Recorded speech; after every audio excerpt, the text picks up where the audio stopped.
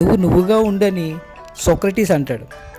మరి మనం మాత్రం పక్కవాడితో పోల్చుకుని మన జీవితాన్ని పంచాయతీ చేసుకుంటాం. మనం వాళ్ళకి పట్టుకున్న అతిపెద్ద దరిద్రం ఇదే.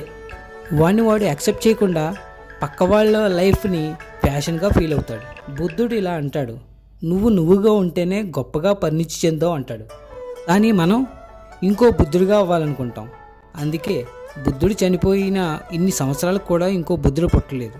ఒక్కసారి ఆలోచిస్తే మన మూర్ఖత్వం మనలో లేదు అనిపిస్తుంది. ఎక్కడుంది? మూలాల్లో ఉంది. అవును, మనిషి మూర్ఖత్వం మూలాల్లో ఉంది. వాడిలా ఉండు వీడిలా ఉండు అంటూ మూర్ఖత్వాన్ని మన మెదడులో నూరు పోస్తున్నారు. నువ్వు నువ్వుగా ఉండు అని ఎవడూ చెప్పడు, చనిపోయిన సోక్రటీస్ తప్ప. నువ్వుగా గాలికి అలానే ఉండు, అయితే ఆరిపోతావు, లేకుంటే వెలిగిపోతావు. బట్ పక్కోడిని చూసి వాడిలా అవ్వాలని వాడిలా ఉండాలని నీపై నువ్వు ఒక గాజు సీసాన్ని బోర్లించుకో.